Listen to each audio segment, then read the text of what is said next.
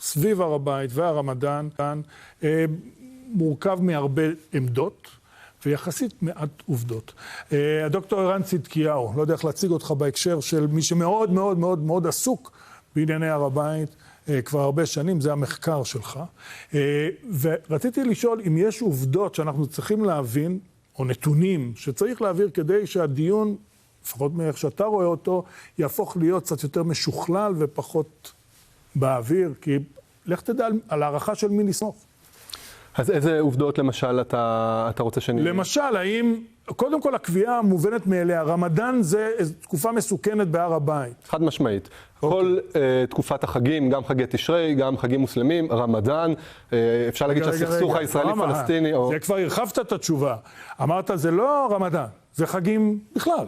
חגים שקשורים להר, רמדאן וחגים שהם שלושת הרגלים שבהם יהודים עולים באופן מוגבר לאזור ההר.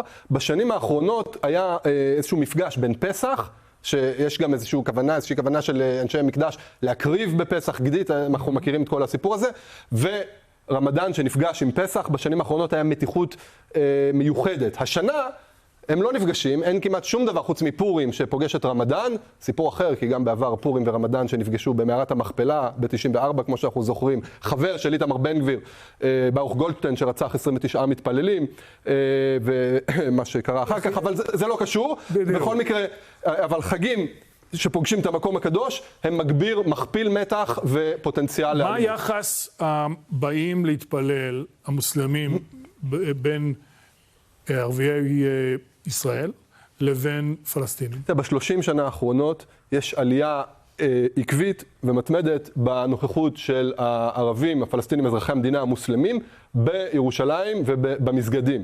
יש מערך שלם של הסעות, עשרות ערבים בימי שישי וברמדאן ביום יום.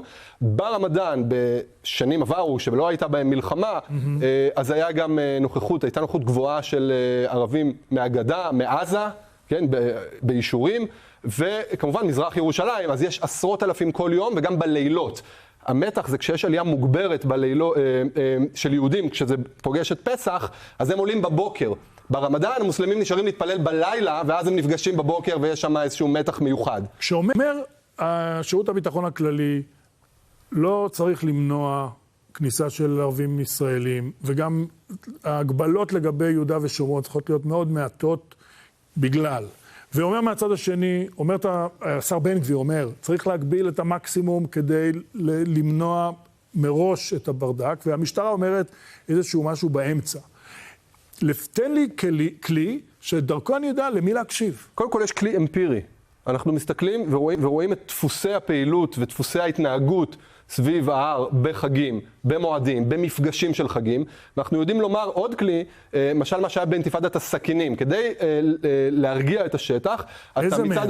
בשל 2015, 2014 עד 2016, כן? כן, כן. אז הצבא והשב"כ פיתחו איזושהי קונספציה, איזושהי שיטת עבודה, שבה מצד אחד אתה מאפשר חיים תקינים, גם בחגים, הרמדאן היה ממש זרימה של אנשים למסגדים, ומאפשר עבודה בישראל, מה שעכשיו לא קורה. מקביל, נלחם בטרור בכל מיני כלים של סייבר ושל יחידות מיוחדות, ויש תיאום ביטחוני כמובן, וכל הדבר הזה, ואתה עושה דיפרנציאציה, כדי שהציבור יוכל לחזור מהר לרגיעה ולאורח חיים, במקביל אתה נלחם בטרור ובאלימות.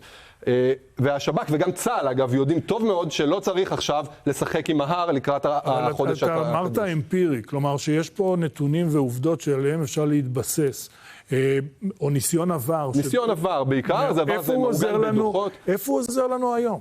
תראה, כשאנחנו במלחמה, אנחנו אחרי 7 באוקטובר, שיש לחץ אדיר של חמאס על ערביי יהודה ושומרון וערביי ישראל להצטרף לחגיגה. כרגע יש אנומליה.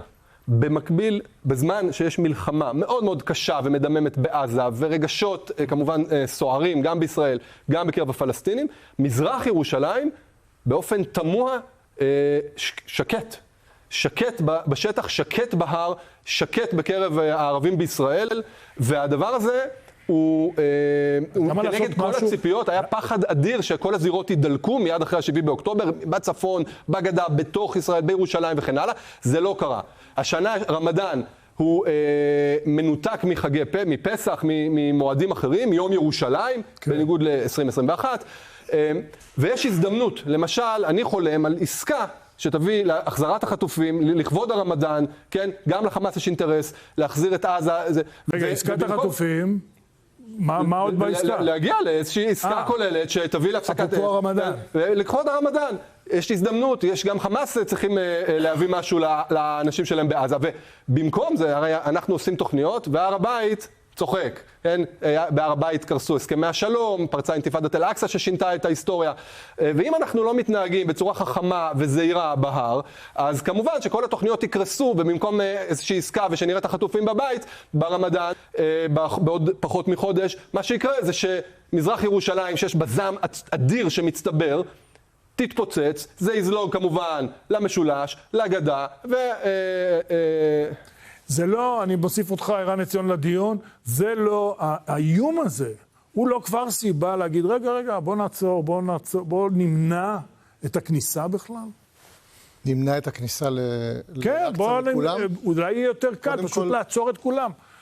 קודם כל להרחיק את הבעיה. קודם כל יש עלינו חובה, גם משפטית, גם מדינית, גם common sense, לאפשר חופש פולחן. מדינת ישראל מדגישה בכל הודעה ראשונה, נשמור את חופש הפולחן. כן, אז זה גם נכון אסטרטגית, וזה גם נכון אופרטיבית טקטית עכשיו, כאמצעי להרגיע את המתח. אבל אני רוצה, בעיניי, הזווית החשובה פה ביותר, היא שוב תהליכי קבלת ההחלטות, וזה מתחבר למה שדיברנו בהתחלה על אייזנקוט.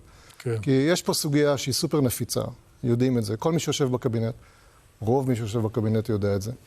והיינו מצפים, בתור אזרחים תמימים, שיש להם איזשהם ציפיות מהמנגנוני קבלת החלטות שלהם, שתהיה רציונליזציה, שתהיה הקשבה לגורמי הביטחון, בהקשר הזה זה בעיקר השב"כ, אמ"ן, המשטרה, שכולם מאוחדים בדעתם, שלא היה צריך לעשות שום הגבלות מהסוג הזה. אני יכול לעשות את זה מהצד השני, אבל אני חושב... רגע, ויש עוד נקודה חשובה, שאם אתה קורא את התקשורת, אתה מתרשם שנתניהו קיבל החלטה. אז חשוב שצופינו ידעו שנתניהו אין שום סמכות לקבל שום החלטה כזאת. אין דבר כזה החלטה של נתניהו. זו החלטה של קבינט, קרי החלטה של ממשלה. וכולם שם נושאים באחריות. כולל אייזנקוט, רגע, יפה. אני מצטרף, לא, רגע, אנחנו רוצים להגיע לעניין האחריות. אבל לפני זה, כמו בכל יום, רגע אחד על הצד של החטופים. העובדות הן מדוברות בכל מקום, אני מקווה שגם בעולם. דובר צה"ל פרסם אמש סרטון מיום החטיפה.